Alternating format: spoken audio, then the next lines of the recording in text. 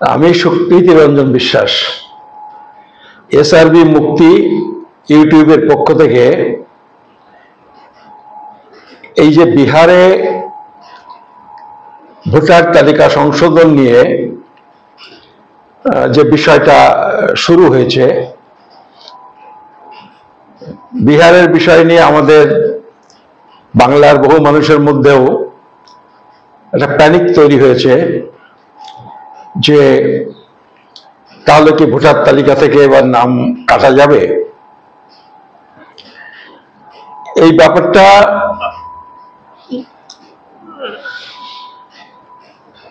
একেবারে যে নতুন এরকম কিন্তু কিছু নয়। এই যে ভোটার তালিকা এটা স্পেশাল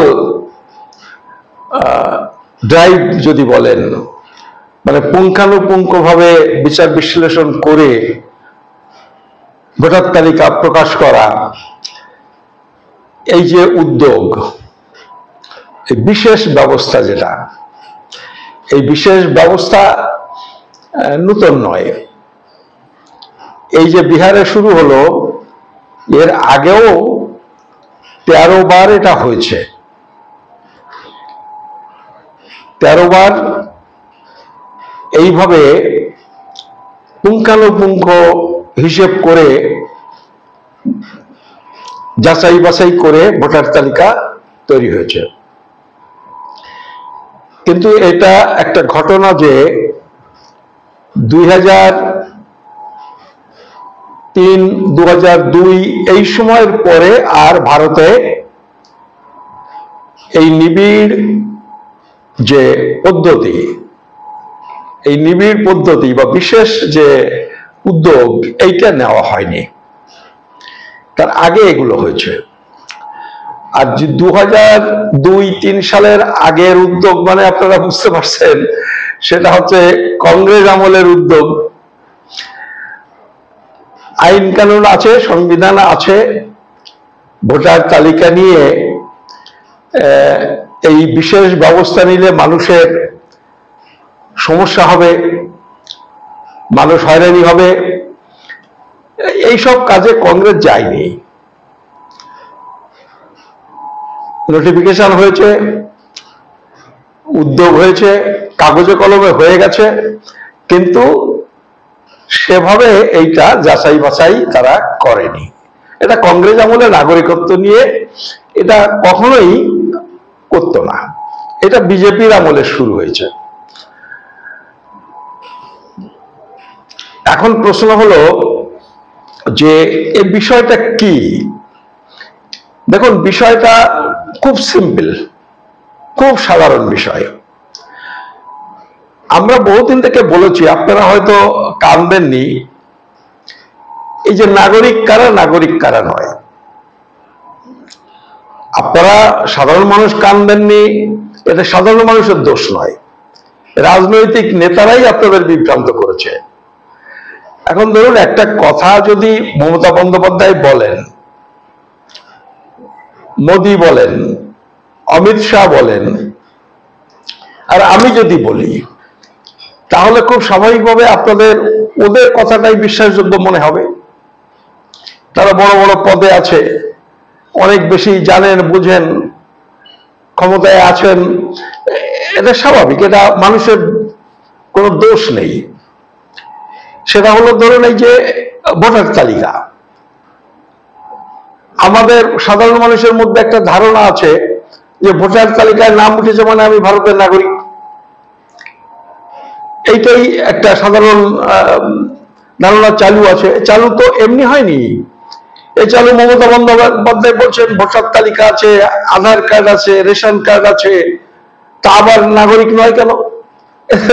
এটা তো মমতা বন্দ্যোপাধ্যায় বরাবর বলে আসছেন, অন্যরাও বলেছেন, ফলে এরকম একটা ধারণা তৈরি হয়েছে।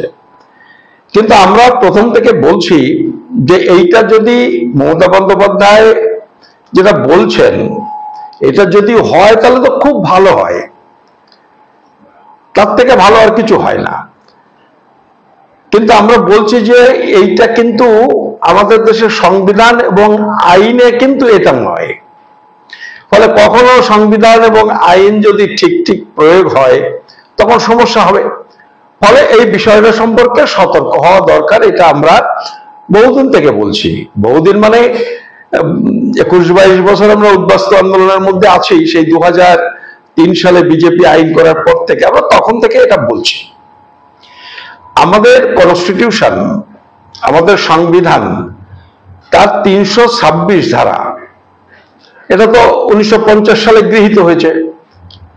তা সে 1950 সালে যে সংবিধান, সেই সংবিধানে বলা আছে যে কাদের নাম ভোটার তালিকায় উঠবে, এইটা সংবিধান বলে দিয়েছে। সংবিধানের 326 ধারায় বলেছে যে ভোটার তালিকায় নাম উঠবে, তার জন্য ভারতের নাগরিক হতে হবে। ভারতের নাগরিক হতে হবে, তার 18 বছর বয়স হতে হবে, আর সে পাগল এরকম কেউ নন, মানে যার বুদ্ধি নেই, পাগল এরকম মানুষ নন। ইনসেন কথাটা আছে। এরা কিন্তু পাগল হলে কিন্তু হবে না। তাহলে ভারতের নাগরিক হতে হবে, 18 বছর বয়স হতে হবে, আর পাগল যারা নন তাদের নাম ভোটার তালিকায় উঠবে, এইটা আছে। এখন যে কোনো প্রক্রিয়ায় হোক, পার্টির বদান্যতায় পয়সা কড়ি দিয়ে, এটা আমি মানুষকে দোষ দিচ্ছি না, মানে এই দেশভাগের কারণে এমন একটা পরিস্থিতি তৈরি হয়েছে, আর মানুষের প্রয়োজন আর আমাদের দেশে আইন কানুনের সাথে সরাসরি সংঘাত হয়ে গেছে, যে কারণে মানুষ টিকে থাকার জন্য, বাঁচবার জন্য, ছেলে মেয়েদের প্রয়োজনে, পরিবারের প্রয়োজনে এইসব নানান রকমের উপায় তারা গ্রহণ করেছেন, এবং গ্রহণ করে তারা বহু বছর বসবাস করছেন। ধরুন একটা লোক পূর্ব পাকিস্তান বা বাংলাদেশ থেকে এলেন, বেআইনি ভাবে এলেন, তাদের পুলিশ বিএসএফ ধরে যদি ফেরত পাঠিয়ে দেয়, তাহলে তাদের সমস্যা কম হয়, যে ঠিক আছে এদেশে আমাদের জায়গা দিল না, আমরা সে দেশে থেকে গেলাম, এবং একটা বার্তাও সে দেশে যায় যে ভারতে গেলেই ভারত গ্রহণ করবে না, ফলে যাব না। কিন্তু গভর্নমেন্ট কি করেছে, মানুষ এসেছে, থেকেছে, আস্তে আস্তে রেশন কার্ড হয়েছে, ভোটার কার্ড হয়েছে, প্যান কার্ড হয়েছে, এইভাবে 10 বছর, 15 বছর, 20 বছর, 30 বছর, 40 বছর হয়ে গেছে। এতদিন গভর্নমেন্ট তাদের আইন কানুন কার্যকরী করার উদ্যোগ নেয়নি, আজকে বলছে আমি উদ্যোগ নিচ্ছি। তাহলে এই যে লোকগুলো এত বছর আগে এসেছেন, তারা কি করবেন? তারা তো এসে যেহেতু আইনগুলো রয়েছে, সেই কারণে তারা এদিক ওদিক করে কাগজপত্র রেডি করেছেন। কিন্তু তা সত্ত্বেও এই বিপদগুলো হতে পারে বলে আমরা দীর্ঘকাল থেকে বলছি যে আইনটা, সংবিধানটা জানতে হবে, এবং সেই অনুযায়ী সবাইকে, সবার পরিবারকে প্রস্তুত হতে হবে। তাহলে 326 ধারা আছে, আবার ভোটার তালিকাও আছে। এই মাঝে মাঝে আমাদের দেশে যেহেতু এসব দুর্নীতি হয়, এই জন্য মাঝে মাঝে আবার এইটা একটা স্পেশাল ড্রাইভ দিয়ে এইগুলো দেখা হয় যে ভোটার তালিকাটা ঠিক ঠিক হচ্ছে কিনা। সেই প্রক্রিয়ার মধ্যে নানান রকম থাকে, মানে মারা গেছেন সেই ভোটাররা আছেন কিনা, এক জায়গা থেকে আরেক জায়গায় চলে গেছেন তেমন ভোটার আছে কিনা, 2 জায়গাতে ভোটার তালিকায় নাম আছে কিনা সেটা দেখা হয়। আবার যারা নাগরিক নয় তেমন মানুষও ভোটার তালিকায় নাম উঠেছে কিনা সেটাও দেখা নিয়ম। কখনো কখনো হয়, কখনো কখনো হয়নি। এবার বলছে এটা আবার নতুন ভাবে করা হবে। কত বছর পর? 22-24 বছর পরে আবার নতুন করে এই উদ্যোগ নেওয়া হয়েছে। তো স্বাভাবিকভাবে এটা নিয়ে একটা হট্টগোল শুরু হয়েছে, কারণ আমাদের দেশের নাগরিকত্ব আইন আগের জায়গায় থেমে নেই, বিশেষ করে জন্মসূত্রে নাগরিকত্বের প্রশ্ন। দেখুন, ভারতবর্ষে এখন এই যে জনগণনা শুরু হলো, এই 16 তারিখে জনগণনার নোটিফিকেশন হয়েছে, মানে আমরা এখন জনগণনার প্রক্রিয়া চলছে। তো এই জনগণনা হলে দেখা যাবে অন্তত ভারতবর্ষে 150 কোটি লোক। এই 150 কোটি লোকের মধ্যে কত কোটি লোক হবে বাইরে থেকে এসেছেন, বাংলাদেশ পাকিস্তান থেকে কত লোক এসেছেন? 1 কোটি লোক হতে পারে, সামান্য কম বেশি 1 কোটি লোক। তাহলে আর 149 কোটি লোক তারা তো এই মাটিতে জন্মগ্রহণ করেছেন, মানে তারা ভারতের নাগরিক জন্মসূত্রে। তো এই যে জন্মসূত্রে নাগরিক, আবার ভারতবর্ষে এমন, জানেন আপনারা, এমন এমন অঞ্চল আছে, এমন এমন সম্প্রদায় আছে যারা এখনো বোঝেন না, মানে মনুষ্যতর জীবনযাপনও করেন, শুধু চেতনার দিক দিয়ে না, আর্থিকভাবে সব দিক দিয়ে। ফলে সেই জায়গাতে ওই যে জন্মসূত্রে নাগরিকত্ব হতে গেলে বার্থ সার্টিফিকেট লাগবে, এটা লাগবে, ওটা লাগবে, এগুলো তারা বোঝেননি। যে কারণে এই 149 কোটি লোকেরও অধিকাংশের ওই বার্থ সার্টিফিকেট নেই। এটা গভর্নমেন্ট জানে, যে কারণে ওই 1969 সালে বার্থ সার্টিফিকেটের আইন হওয়া সত্ত্বেও পরে তারা হিসেব করে দেখে বেশিরভাগ লোকের নেই। সেইটা পরবর্তীকালে তারা একটা গেজেট নোটিফিকেশন করে বলে ঠিক আছে, আরো 20 বছর পিছিয়ে এলাম, অন্তত 89 সালের পরে যারা জন্মগ্রহণ করবেন তাদের জন্ম সার্টিফিকেট থাকা দরকার। তারপরে হিসেব করে দেখে যে তাও 50% লোকের নেই, তারা আবার পিছিয়ে 2023 সালে আবার নতুন করে আইন করলো, অ্যামেন্ডমেন্ট করলো, যেটা 50 সালে হয়েছিল, অ্যামেন্ডমেন্ট করে বলল, মানে 50 সালে হয়েছিল ওই জন্ম মৃত্যুর আইন, তারপরে দি registration of birth and death act, সেটা 2023 সালে অ্যামেন্ডমেন্ট হলো, দি registration of birth and death amendment act, এই 23 সালে।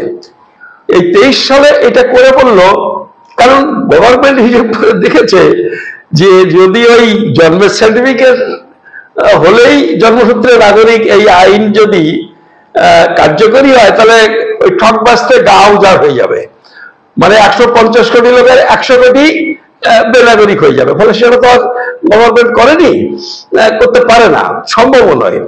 ফলে 23 সালে এসে বলল যে 23 সালে 1 অক্টোবর, সম্ভবত 1 অক্টোবর, তারপরে যারা জন্মগ্রহণ করবে তাদের কিন্তু ওই একমাত্র বার্থ সার্টিফিকেট, আর কিছু গ্রহণ করা হবে না।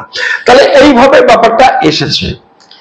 আর এই প্রক্রিয়ার মধ্যে ওই ওপার বাংলা থেকে যারা এসেছেন, এই যে 1 কোটি লোক, তার মধ্যে তাদের বাচ্চা কাচ্চা আবার এই মাটিতে জন্মগ্রহণ করেছেন, এইসব হয়েছে। ফলে ওই যে সংবিধানে বলেছিল এই মাটিতে জন্মগ্রহণ করলেই তিনি ভারতবর্ষের নাগরিক, এইটা যদি থাকতো, এটা 55 সালেও ছিল যখন নাগরিক আইন তৈরি হয়, কিন্তু পরবর্তীকালে এসে এইটা পরিবর্তন করে।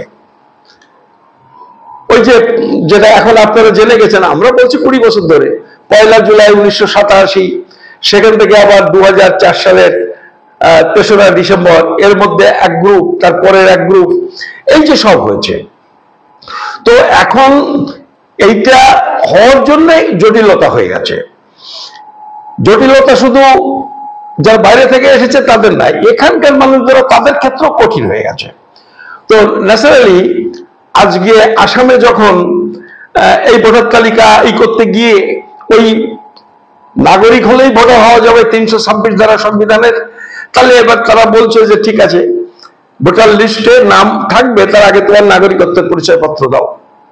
হট্টগোল শুরু হলো, এবং সেখানে কংগ্রেস, তৃণমূল কংগ্রেস, আরজেডি, এবং ওখানে যে বামপন্থী সিপিআই, এমএল লিবারেশন ইত্যাদি ইত্যাদি বামপন্থী যারা আছেন, তারা এটা বললেন যে এটা মানুষের খুব সমস্যা হবে।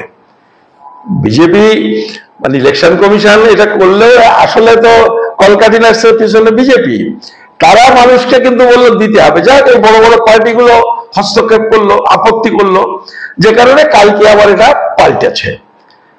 পাল্টে এবারে কি বললো, ওদের লাস্ট রিভিশন হয়েছিল, মানে লাস্ট যাচাই বাছাই হয়েছিল 2003 সাল বোধহয়,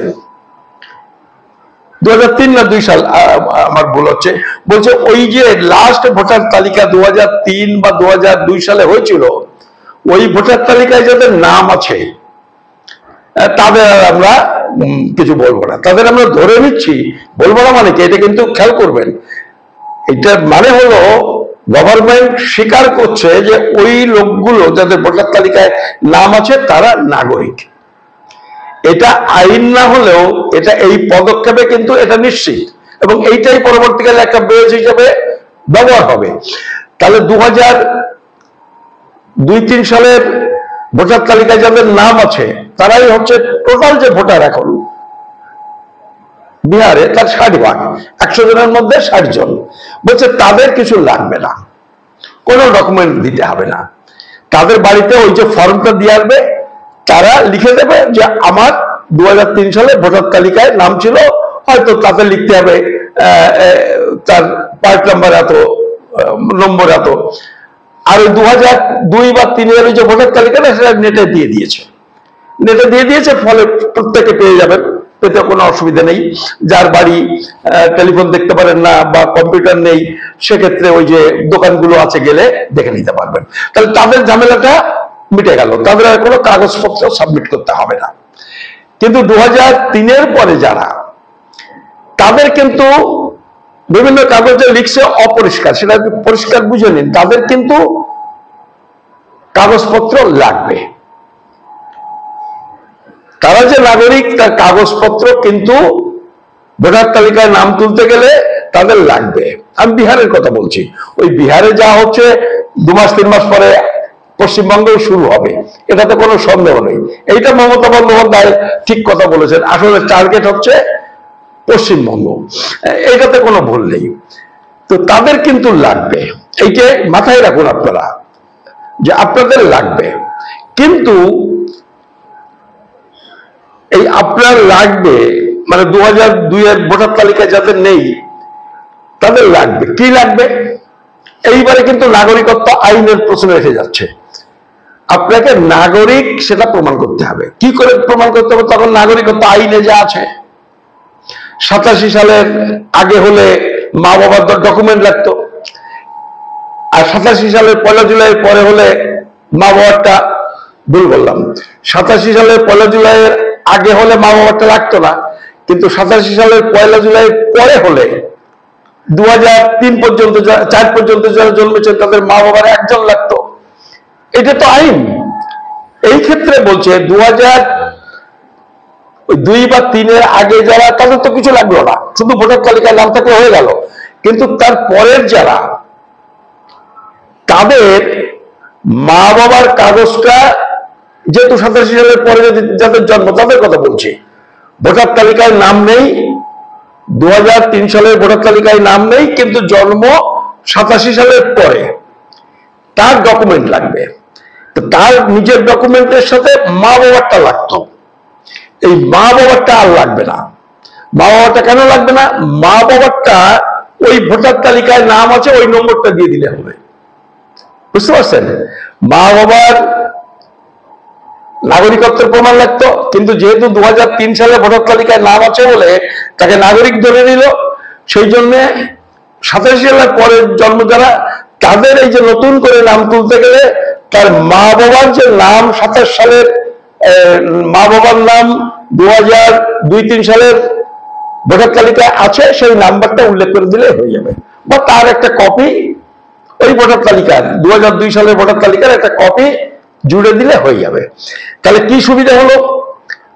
সুবিধা হলো 87 সালের পরে যারা জন্ম, এখন 2002 যাদের ভোটার তালিকায় নাম নেই, তাদের তালিকায় নাম তুলতে গেলে নিজের কাগজপত্র কিন্তু লাগবে। ওই যে 11টা ডকুমেন্ট বলেছে তার একটা, যদি জন্মের সার্টিফিকেট না থাকে তাহলে স্কুল সার্টিফিকেট ইত্যাদি ইত্যাদি যেগুলো বলেছে, আমরা কয়েকটা ভিডিও আলোচনা করেছি, তার একটা অন্তত লাগবে।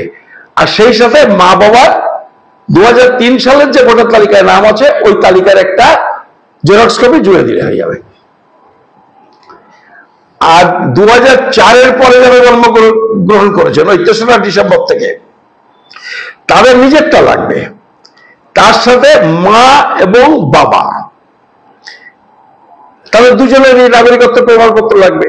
তো সেই মা বাবার যদি নাম 2002-3 সালে ভোটার তালিকায় থেকে থাকে, তাহলে ওই ভোটার তালিকায় জুড়ে দিলে হয়ে যাবে। কিন্তু 2003 সালে ভোটার তালিকায় নাম যদি না থাকে, তাহলে মা বাবার নাগরিকত্বের প্রমাণ আলাদা করে লাগবে। এইটা হচ্ছে বিষয়। এবং এইটাই, যেটা আপনি জেনে নিন, বিহারে যেটা হচ্ছে ওইটাই পরপর কতগুলো নির্বাচন আছে। তামিলনাড়ুতে আছে, পন্ডিচেরিতে আছে, কেরলে আছে, ওয়েস্ট বেঙ্গলে আছে, আসামে আছে। এই সবগুলোতেও কিন্তু ওই একই নিয়ম কার্যকরী হবে। এখন দেখেন, 2003 সালের পরে আমাদের পশ্চিমবঙ্গে এরকম স্পেশাল ড্রাইভ হয়নি। কিন্তু হয়নি না হলেও কি হয়েছে তার একটুখানি উদাহরণ দেখুন। সবাই তো সব খবর রাখেন না, সেই জন্যই বলছি। ওই শিব শৈলম বলে একজন নির্বাচনী পর্যবেক্ষক একবার এসেছিল, জানেন তো? এই ক্লিন রোল অপারেশন একটা নাম দিয়েছিল, মানে নতুন করে ওই অনেকটাই এই বিশেষ ব্যবস্থার মতো। এটা কত সালে হয়েছিল? এটা হয়েছিল 2006 সালে। আপনারা একটু মনে করে দেখুন, 2006 সালের ভোটার তালিকায় সেইখানে আমি দেখতে পাচ্ছি, আমরা এই যে প্রচারপত্রটা করেছিলাম, পুস্তিকা করেছিলাম, তার মধ্যে এটা আছে, এসব তথ্যগুলো আছে।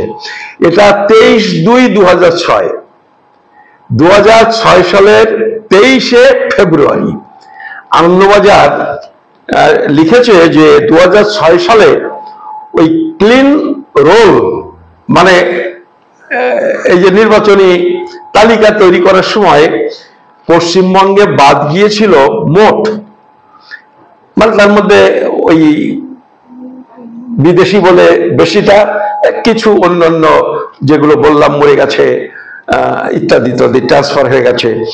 তো সংখ্যা ছিল 12,98,000। 12,98,000 ভোটারের নাম তালিকা থেকে বাদ দেওয়া হয়েছিল। কত সালে? 2006 সালে। কারা লিখেছিল? আনন্দবাজার। 23শে ফেব্রুয়ারির আনন্দবাজার, আপনারা খুঁজে দেখে নিতে পারেন। এবং এই সময়ে ওই যে কৃষ্ণনগরের যাত্রাপুরের 340 জনের বিরুদ্ধে গ্রেপ্তারি পরোয়ানা হয়েছিল। তারপরে ওই যে ঘুষখোরাতে অনেকগুলো মতুয়াকে অ্যারেস্ট করেছিল, বলাগড়ে অ্যারেস্ট করেছিল। এরকম নানান জায়গায় আমাদের এখানে সব লিস্ট আছে। উড়িষ্যাতেও তখন বিজেপি আর বিজেডি ক্ষমতায় গেছিল, তারা উড়িষ্যা থেকে অনেক লোককে বহিষ্কার করেছিল। আর ওই যে 1551 জন, আপনারা জানেন, কেন্দ্রপাড়া জেলা, তাদের নাম, তাদের দেশ থেকে বহিষ্কারের কথা বলেছিল। এইসবগুলো শুরু হয়েছিল। এবং তখন আমরা যে আন্দোলন করেছিলাম মতুয়া মহাসংঘ, আমরা সবাই মিলে, তার জন্য সেটা রুখে গেছিল। ফলে এইটা আবার এই শুরু হতে যাচ্ছে, এবং এবারটা আরো অনেকটা নিবিড় ভাবে হবে, গভীর ভাবে হবে, মানে হতে পারে বলে আমাদের আশঙ্কা। তো এইটা খেয়াল রাখতে হবে। এবং এই সময়ে দেখেন, মমতা বন্দ্যোপাধ্যায় যেটা বলছেন আমরা সেটাকে সমর্থন করি, যে এটা হতে দেবো না, সেটা হতে দেবো না, না হলে তো ভালো। কিন্তু এইটা আন্তরিকতার থেকে মমতা বন্দ্যোপাধ্যায় কিন্তু প্রচারটা বেশি করেন। মানে কার্যত কিন্তু তিনি কিছুই সুবিধা দেন না। আপনারা জানেন ওই যে গাইঘাটায়, মনে আছে, ওই 2006 সালের ঘটনা। আমি ডেটটা আপনাকে বলে দিতে পারি, ডেটটা আমার কাছে আছে। 2000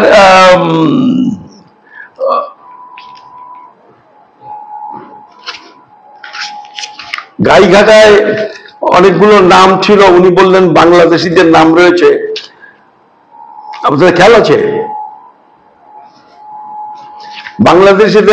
বাংলাদেশিদের নাম ভোটার তালিকায় আছে বলে উনি অভিযোগ করলেন পার্লামেন্টে উনাকে বলতে দিলেন না বলে উনি এমপি পদ থেকে পদত্যাগ করলেন। আজকে বলছেন নাম কাটা যাবে না, কিন্তু তিনি সেদিন এমপি পদ থেকে পদত্যাগ করেছিলেন। যে ভোটার তালিকায় বাংলাদেশিদের নাম আছে সেটা কাটা হচ্ছে না কেন, এটা করেছিলেন। তারপরে ধরুন এই যে বলছে এনআরসি করতে দেবো না, অথচ এনআরসি হলো মানে এনআরসি করতে হবে যে 14A ধারা তৈরি হলো 2003 সালে অটল বিহারী বাজপেয়ী, উনিও মন্ত্রিসভার সদস্য ছিলেন অটল বিহারী বাজপেয়ীর মন্ত্রিসভায়, এবং তিনি বলছেন করতে দেব না, কিন্তু বলছেন না যে এনআরসি করার যে আইন 14A ধারা ওটা বাতিল করতে হবে, একথা কিন্তু বলছেন না। বলছেন আমি যে এনআরসি করতে দেব না। তো উনি তো চিরকাল থাকবেন না, আইনটা কেন পরিবর্তন করার কথা বলছেন না? আর কেন্দ্রের আইন কেন্দ্রীয় ডিসিশন নিলে আটকাতে পারবেন? এই যে ইলেকশন কমিশন যে ডিসিশন ঘোষণা করেছে উনি আটকাতে পারবেন? যতই বিরোধিতা করেন আটকাতে পারবেন না, কারণ এটা তো হচ্ছে আইনের প্রশ্ন। তো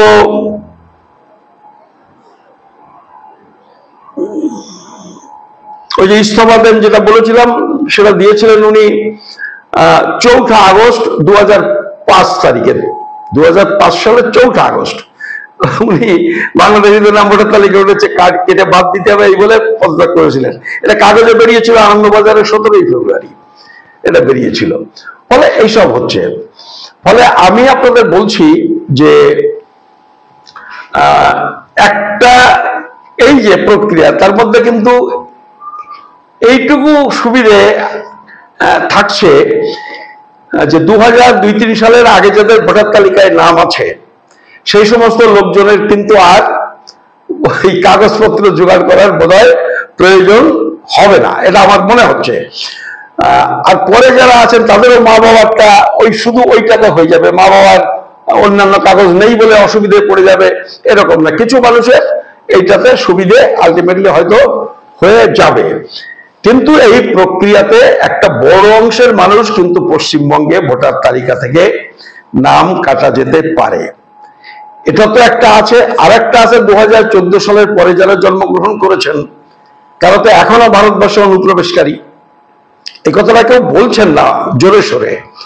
2014 সালের পরে যারা ভারতে বিনা পাসপোর্টে এসেছেন এবং বসবাস করছেন তারা কিন্তু আজও অনুপ্রবেশকারী। 2014 আগে যারা এসেছেন তারা নাগরিক না হলেও অনুপ্রবেশকারী নন, তারা বৈধভাবে বসবাসকারী, এইটুকু বলেছে। তাদের অন্তত পুলিশ অ্যারেস্ট করতে পারবে না, জেলে পুরতে পারবে না, আইনত পারবে না, ধরে ধরে করছে হ্যারাস সেটা আলাদা কথা। কিন্তু 2014 পরে যারা তারা কিন্তু আজও অনুপ্রবেশকারী এবং সেই সংখ্যা কিন্তু কম নয়। ফলে আমরা এই যেটা বলছি এর মধ্যে দিয়ে অন্তত কত মানুষ এই বিপদ থেকে রক্ষা পেতে পারেন, কারণ 2 মাস পরে নির্বাচন, ভোটার তালিকা সংশোধন শেষ হবে। আমি যদি আজকে বলি আইন না পরিবর্তন করলে এ হবে না তা হবে না, মানে যে কিছু বলছে না যে বলুন কোনো কাগজ দেখাবো না, হ্যাঁ আসলে বলুন কোনো কাগজ দেব না, আমি বলছি এটা কিন্তু করবেন না। এই যারা বলছে দেখবেন নো কান নো এনআরসি গ্রুপ বা বড় বড় মানুষ তারা ওই সিনেমার নায়ক অমুক টমুক এরাই বলে কোনো কাগজ দেখাবো না, এদের কিন্তু প্রত্যেকের কাগজ আছে এবং এরা কেউ বিপদে পড়বে না। ভোটার তালিকা এই যে নতুন করে সংশোধন হবে তখন এই ফর্ম ফিল আপ করতে দেবে, আপনি করবেন না, হ্যাঁ আপনি যদি না করেন আপনার নাম ভোটার তালিকা থেকে বাদ যাবে। তবে হ্যাঁ যদি একটা বড় আন্দোলন করা যেত যে কেউ দেখাবো না, তার জন্য এটাকে বন্ধ করে এই প্রক্রিয়াটা যদি বন্ধ করা যেত তাহলে কিন্তু একরকম ছিল। কিন্তু আমার যেটা মনে হচ্ছে সেটা 1 মাস 2 মাস 3 মাসের মধ্যে এরকম কোনো সম্ভাবনা নেই, এবং সেরকম পরিস্থিতি না হলে কিন্তু কেউ কাগজ দেখাবো না এটা বলবেন না।